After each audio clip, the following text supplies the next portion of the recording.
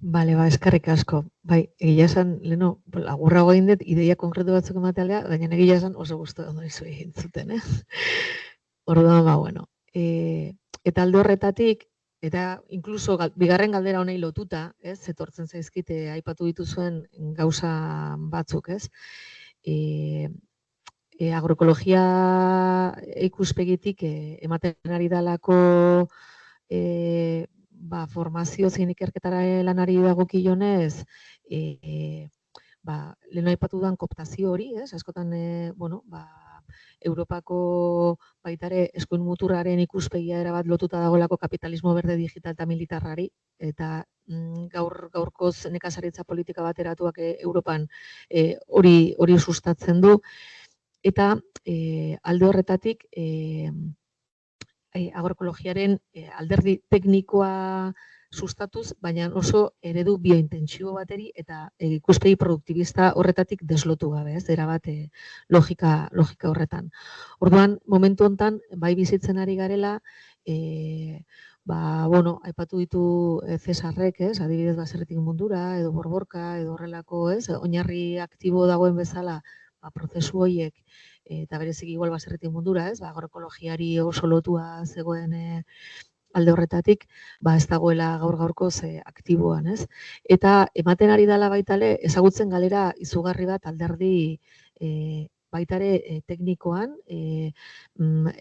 baserritar eta nekazarien ezagutzen esparru horretan, daukagulako arazolarri bat erreleboarekin, lehenengo sektorean edo elikaduraren ekoizpenaren arlo horretan. Eta hau gertatzen ari da, agronegozioari erabat lotutako proposamenak dautozkigulako gure nekazaritza eskoletatik hasita hemen Euskal Herrian, eta baita ere Eusko Jaurlaritzaren aldetik, edo, hau da, nahiz eta gobernuak aldatu ere beste lurralde batzuetan, Nafarroan egon izan da baita ere, gobernu aldaketa bat, baina gero praktiketan ez dago gai hauetan adibidez inolako aldaketarik, Eta orduan, badagoela gabezia handi bat, praxiari dagokionez, elikagaien praxiari dagokionez, formazio konkretu eta, nolabait, proposamen eskala jakin batean behintzat beharrezkoa duguna, Zen, egon daitezke formazio txikia, bereziki, igual, biolur, eta EH kolektiboa bezalako kolektiboetan ari gara lanean, baina hor egiten eta dauden ehalmen mailak oso eskala txikikoak dira, Eta, hau badago lotua, komentatu duen bezala Cesarrek, bestelako prozesu hauek, intentsitate, pertsonal handikoak direlako, gure subjetibitateak ere erabatez, zeharkatuta daudelako gaur egungo bizimoduarekin, eta oso zailak egiten zaizkigu beste eskala maila bateko hezkuntzak, baitare agroekologiaren eta elikagaien ekoizpenari lotutako prozesuak martxan jartzeko, Orduan, hori azpimarratu nahi nuen pixkat igual aipatu ditugun hauei lotuta, Eta nolabait, hori lotura zuzena dauka eskuin muturraren baitare gaur egun daukan kokapenarekin. Aurten 2024ean ikusi ditugu traktoreak kalean, eta orain Mercosurrekin egindan hitzarmen horrekin ere, badago nolabaiteko protestaldi bat.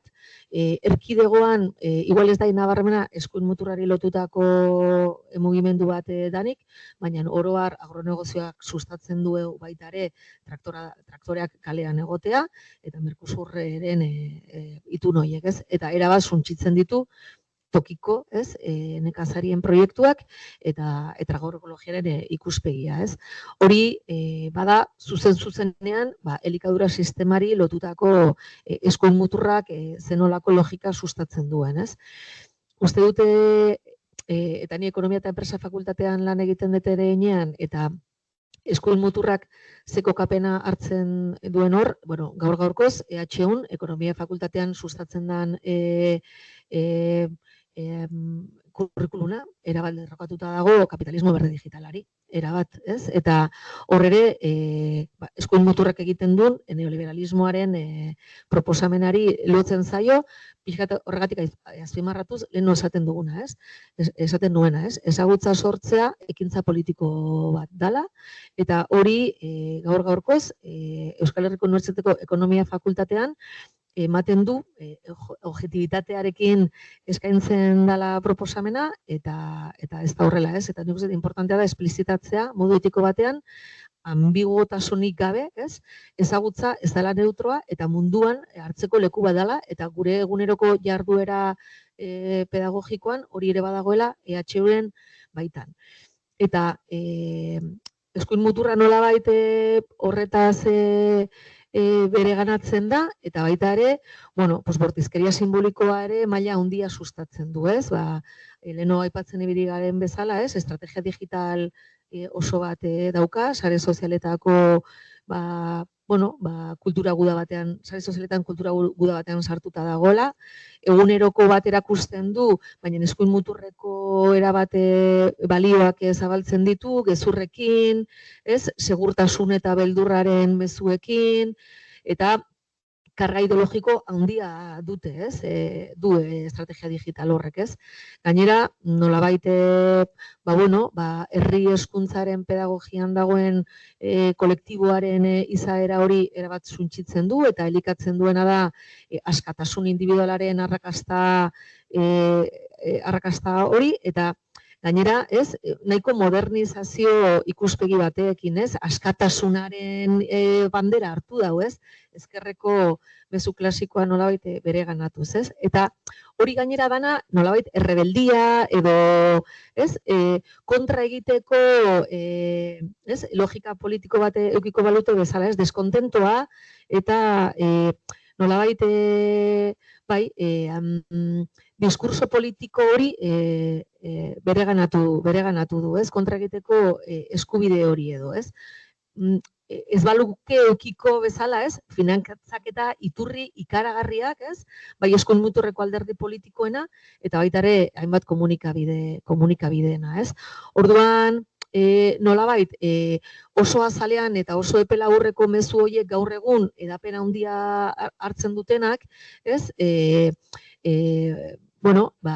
Izkutatu egiten dute, benetan eskuin muturraren betiko proposamen politikoa dagoela horren atzean, eta erabat klasista dana, ez, familia eta eredu heteropatriarkal klasikoan oinarritzen dana, bestearen demonizazioa ekartzen duena, arrazista dana, ez, baina sedukzio antisistema bat salduz, ezta? Eta beste elementu bat gainera gehituko nuke, eta da gainera hizkuntza hegemonikoari lotutakoa, ez? Osea, gaztelania gehien bat gure inguruan, eta iruditzen zait hori ere ez dela kasualitate bat, ez? Planteatzen baldin badugu ezagutza kokatu bat, erabat lotua dagoela euskarari, ez? Eta euskararen kontrako oldarraldia ere, nik uste kontestu, eskuin muturreko kontestu honetan kokatuko nuke, zeren nik uste zein hizkuntzatan hitz egiten du hegemonikoa dan hori, ez da. Alde honetatik, bai agroekologiatik, baina gehien bat esango nuke bestelako estrategia ekofeminista baliagarriak edo eraikitzeko baditugula edo gu behintzat fakultatetik zenolako estrategia txikiak edo, ez, aipatu dituzu zuk Cesar batzuk ja, ez, klasean planteatzen dituzun pedagogia horiekin, baina iruditzen zait, momentu honetan ez daukagunez, akademiatik kanpo oso estrategia eskala handiagokoak izan daitezkena, edo inpaktu handiagokoak eukitzezketenak, guk gure fakultatean, gaur-gaurkoz daukagun dimentsio horretan, eragiteko elementu batzuk edo baditugula, ez? Batetik da, uste aipatu duzula gainera, ez? Kolektibo horretan, eztabaidak ematea, ez? Ezin egon horiek partekatzeko, kezkak, beldurrak, ja dagoeneko, aspaldian, incluso feminismo beltzak ere, estatu batuetan, sezesio gerraren ostian, autokontzientziako feministak lantzen zituzten espazio horiek. Eta horietako espazioak azkenean dira baitere herri hezkuntzan, mugimendu feministan, ez? Autokontzientzia espazio horiek aktibatzea, ez? Ez akaso oso modu formalean, baina modu informalean ere, edo tarteka baldin bada ere, ez? Gure realitatea partekatzeko, ez? Eztabaidak zabaltzea, ez? Ahalduntzeko horretan, nahiz eta igual gero antolakuntza oso konkretutara ez pasa, ez? Zeren autokontzientzia horretan, nolabait, eskuin muturari aurre egiteko, eskuin mutura planteatzen ari dena da, zu zeu zapaltzea. Ezabiltza zapaltzen, ez? Azpikoa zapaltzea, zu zarenean askotan azpi horretan zaudena, ez? Eta autokontzientzia hori hartzea, ez? Nolabait, ekofeminismoak askotan interdependentzia logika hori, ez? Eguneroko bizitza eraikitzen dugu bestearekin. Ez gaude besteak gabe eraikitzeko moduan bizitza, ez? Ezin gara elikatu, ezin gara mugitu, ezin dugu energia sortu, ezin dugu ikasi bestea gabe, ez? Ez bakarrik gaixorik gaudenean edo zaintza lanetan, eguneroko bizitza, ez? Aurrera eramateko, ez? Orduan autokontzientzia hori uste dut badala, ez? Egunerokotasunean daukagun, estrategia bat, ez?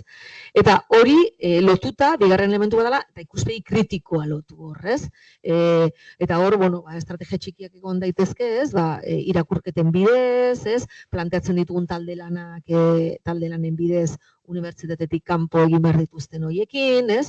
Eta ikuspegi kritikoa hori landu, gizartean dauden, ez? Beharrak, ez? Ekonomia sozial eta eraldatzailearen adibidez, ez, hor dauden proiektuekin lotuz, ezta? Eta hirugarrena, horrekin lotuta, ez, nolabait autokontzientzia eta ikuspegi kritikoa eguneroko ekonomia proiektuei lotuta, horiekin nolabait, ez, alternatiba bat planteatzea etorkizun desiragarriak eraikitzeko aukera bat, ez? Zeren behar da baitare, ez dugu eskuin muturrako proposamen horrei lotu, baina noragoaz. Nora joan gaitezke, ez? Nora joan gaitezken horretarako etorkizun desiragarriak edo planteatu, ez? Eraikitzeko proposamenak. Gora adibidez, ekonomia eta enpresa fakultatean Donostin, orain ari gara eraikitzen espazio bat, ekonomia sozial eta solidarioa eraldatzailea dan ikasgela bat, ez? Eta hor, itinerario bat eraiki nahi dugu lehenengo mailatik, nolabait, ez? Fakultatean pasatzen dituzten urte horietan, ez? Ikasgela horretatik, bestelako, eztabaidak antolatzeko, bestelako talde lanak egiteko, bestelako gradu amaiera batzu lanak egiteko, nolabait itinerario oso bat fakultatean pasatzen dituzten denborak zen. Askotan, gero, bestelako proposamenak daude. Edo hezkuntza ez formalean, ez, hortik kanpo, edo igual master batera iristen direnean, ez.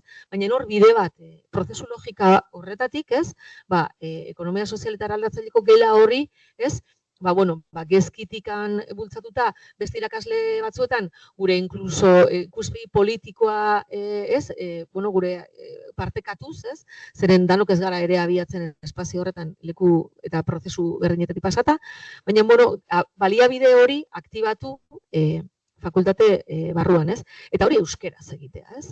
Uste hori garrantzitsua dela, nolabait, errotu egiten gaituelako eta lurrari lotzen gaitulako, ez? Egia da, ekonomia fakultatean ez daukagula nekazaritza lehenengo sektorea dago erabat desagertuta, EHUn ez daukagu nekazaritza formaziorik ere, ez? Ingenieritza agronomorik ez dago ere, eta gutxiago agroekologia formazio formal bat, ez? Baina, ekonomia ikuspegitik, baitaren nolabait, ez? Hor ere, nekazal ekonomia ere, ez? Sustatzeko edo planteatzeko bide bat egitea, ez? Horren, estrategia batzuk behintzat, ez? Zeren eskuin muturra bultzatuko du eta bultzatzen ari da, ez? Bai batetikan agronegozioaren logika horretan erabat, ez? Koptatuz inkluso agroekologiaren diskurso zati batzuk, ez? Interesgarriak transizio ekologiko erabat faltsu horretan, ez? Eta nolabait baita ere bestelako iruditegi batzuk eraiki behar ditugu, ez? Etorkizun desiragarri batzuk edo, ez? Hor planteatuz planteatutako igual, bueno, pues elementu hauekin edo, ez? Orduan, nik uste alditugula, elementu batzuk aktibatu, jakinda, ez dela bat ere erreza, ez? Bizipen horiek ere egunerokotasunean gaudelako inertzia eta sistema baten baitan murgilduta, ez? Eta zaila zaigulako gure denborak gestionatzea, are gehiago, ez? Zaurgarritasunean dauden pertsonak are gehiago, eta nola zentzu horretan dauzkagun privilegioak, ez? Kokapen horretatik eduki ditugun privilegioak akademian egonda, hoiek nola, ez? Aktibatzen ditugun privilegio horiek elkarbanatzeko beste modu bat eraikiz, ezta? Espazio horiek edo, ez? Bueno, gutxi gora bera hori.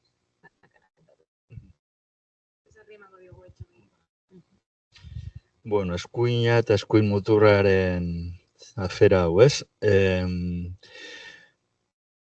Ia bestelako praktika pedagogiko formaziozko hauek ze ekarpena arlo horretan. Niri galdera hau pasatu zen ikutuenean, burura etorri zitzan lehenengo gauza da eskuin muturrak, bere mezuak, bere diskursoak, bere aurrera pausuak ematen ditu, nagusiki bere baliabide nagusia sare digitala direla, dirudi, ez? Eta apur bat aztertzen esparru horrek ze ezaugarria dituen eta kontrajartzen guk lehengo galderan aipatu ditugunarekin, ez? Hori ariketa hori hasi nintzen egiten. Eta, sare digitaletan denok ezagutzen dugu ere funtzionamendua, gehiago edo gutxiago, baina normalean direan bezu arinak, elaborazio gutxikoak, baina errez sartzen direnak, nolabait. Hau da, janari arina edo sabor janaria, esan dezakegu, nutriente gutxi duena, baina errez sartzen dena, ez? Gero efimeroak, nolabait, saltoka, ez? Batetik bestera, pin-pam-pun. Normalean banaka hartzeko badira, norbera, bere mobilaren bakardadean, nolabait, esatearren, ez? Eta gero, mezu hauek eduki aldetik ja, beste elementu bat kontrajarrita lehen aipatu ditugun beste ezaugarri askorekin, alderdi historikoa erabat ezabatzen dutenak, nolabait. Gaien inguruko dimentsio historikorik ez da apenas agertzen hor, ez? Eta gauzak historizatzea ezinbestekoa da, bizi garena nondi datorren minimoki ulertzeko, eta batez ere ez naturalizatzeko. Ez? Ikusi alizateko, perzibitu alizateko, bere eraikuntza sozial politikoa. Ez? Eta beraz, fenomenoen eraikuntza sozial politikoa antzematen dugunean, orduan aldugu ere antzematu deseraikuntza egiteko aukerak, ez? Bestela, errez naturalizatzen dugu, biologizatzen ditugu, ere, eta edo etxipenez onartzen ditugu. Etxipenez hegemonia erabatekoa da, onartzea tokatzen dela, ogo txarrez, baina onarpena azken finean, ez? Orduan, hegemoniko bilakatzen diren ereduak, mezuak eta abar, horrekin jokatzen dute. Hegemoniak berak horretan datza, nolabait. Ez dagoela beste modurik, beste aukerarik, eta hori da irentzi beharrekoa, ez? Bueno, zoritxarrez, joera hori goraka dator, eta horrek behartzen gaitu ere autokritika sakon bat egitera, zergatik horretan ez daudenok ez dugun asmatu, ez? Horreri ere muga jartzen, kontra egiten, eta abar, ez? Are gehiago jakitun, lehen hemen mahai honetan aipatzen ditugun iturri horietan, aspaldi, nolabait, sana zegoen, azken finean, bai hezkuntza, formakuntza eta ezagutza sortze bera, norgehiagokan dauden eremuak direla. Nolabait, ez? Territorios en disputa esaten dute lehen aipatu ditugun iturri hoietan, ez? Ez direla, hezkuntza ez da inoiz esan neutroa edo aseptikoa edo objektiboa, eta ezagutza ere ez. Zientzia modernoak hori planteatu zuen bere hastapenetatik, baina zientzia modernoa bera ere modernitatearen beste instituzioa da. Bere ezaugarri kolonial, patriarkal eta klasista guztiekin, ez? Orduan, eliteek monopolizatu dituzte jakintzaren sorkuntza, horretarako baliabideak, eta abar, ez?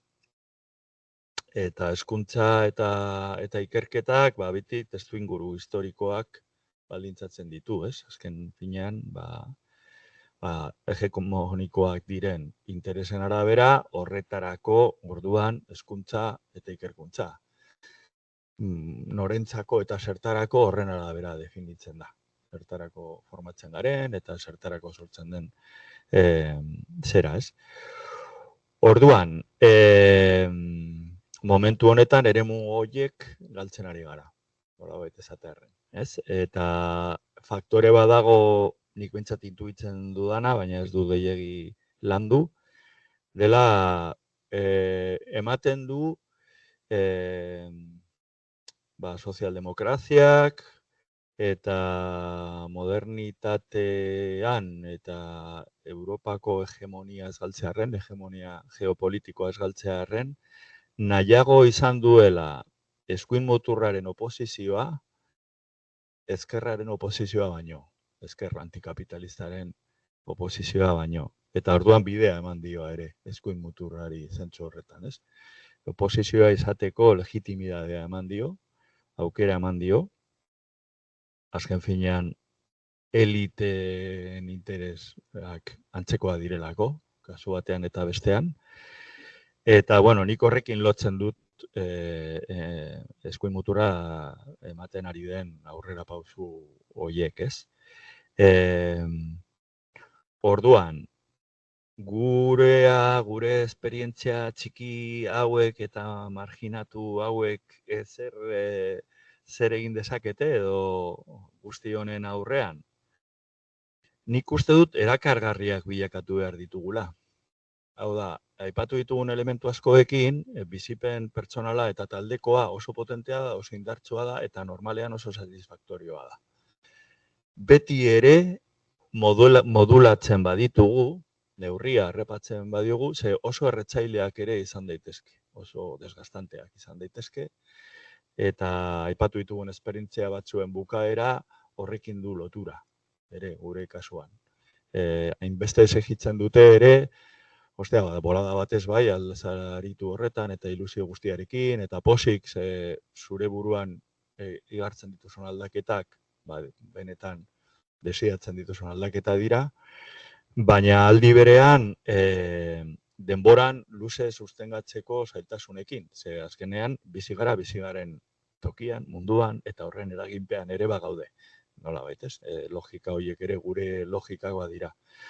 Orduan saiatu behar gara, nik bentsate horrela irudikatzen dut, hemen ere unibertsitate barruan lehen aipatu den esperientzia horretan, asignatura horretan eta horrela, bueno, bai planteatu behar dugu eredu hauek eta lan dinamika hauek asimilagarriak izango diren modu batez ikasleentzat eta taldeentzat. Bestela, gehiegi iztutuz gero, erakargarri baino eta satisfaktorioak bilakatu baino, kontrakoak gerta laike, ere. Eta nik erresistentzia batzuk izan ditut, ja, eta zailak direnak, identifikatze lantzekoak edo bideratzekoak. Orduan, bueno, hori da etorri zaidan hausnarketa galdera honen harira.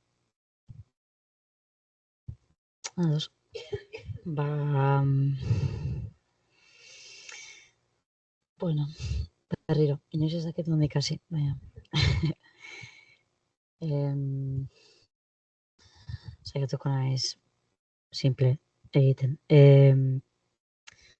Eskuina beti esaten dugu, ez dakit beste klixe bat den eta ze punturaino den egia, baina esaten da eskuinak baduela joera elkartzeko beraien artean eta eskerrak zatikatzeko, ez? Gero eskuinaren barruan ere badaude fakzioak eta baina sistema kapitalista batean bizi garen heinean, indarren dagoen legea da indartsuenaren alde eta kapital gehien metatzen duenaren alde. Hor badago unifikazio bat eta gu fragmentatua. Orduan, pizkat, oinarri moduko proiektu batek bilatzen du hain zuzen esker hori elkartzea oinarri amankomun batzuetan, edo puntu amankomun horiek bilatzea. Osea, hori da pizkat gure arma edo, ez? Osea, fragmentatzea baino elkartzea, hori da. Orduan, igual dagokigu pizkat pentsatzea, bale, eskuinak eta eskuin muturrak ezaugarri amankomun batzuk baituzte, zeintzu dira gureak, edo zerk elkartzen gaitu gu. Eta hor, oinarrik erantzun bat ematea baino, eta guk esan beharrean ez begira, ideologikoki izan behar da hau eta hau.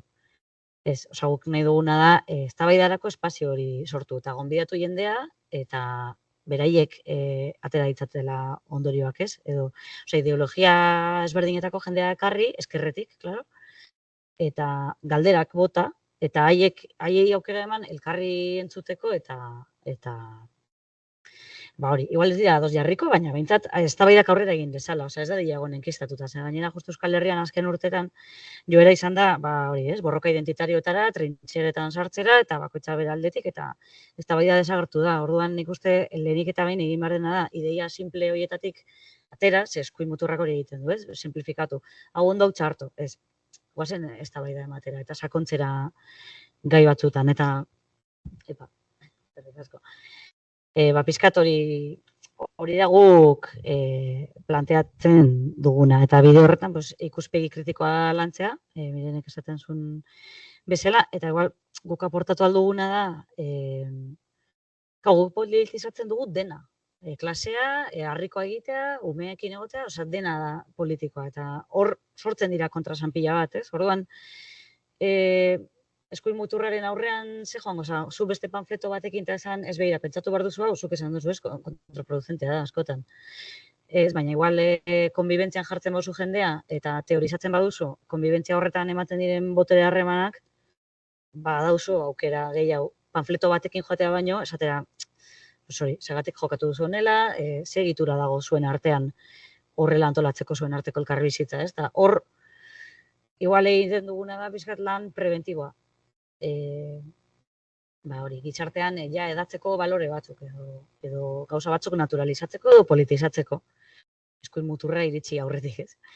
Da, bizkat, eskuin muturrak defendatzen ditu elitearen interesak argi dago, baina bere partidario gehienak igual ez daude elitean, daude langile klasean.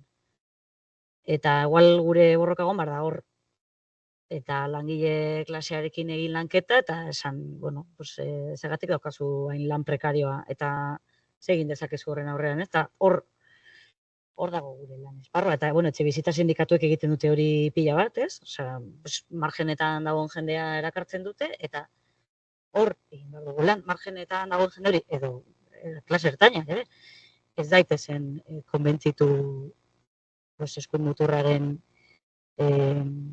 ideiekin, ez?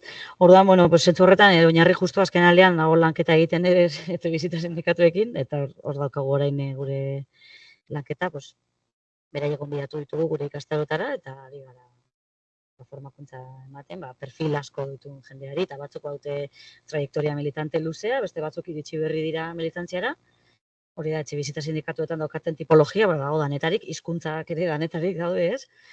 Eta, hor eman formakuntza, bizkat saiatzeko denok abiatzen oinarri berdinetik. Esan, almen ados gaude, ez? Bale, urrengo pausoa. Eta joan, bizkat lan, trabajo de base edo, hori, oinarriko lana. Oinarri izena ere bizkat erdik dator, ez? Oinarriko lana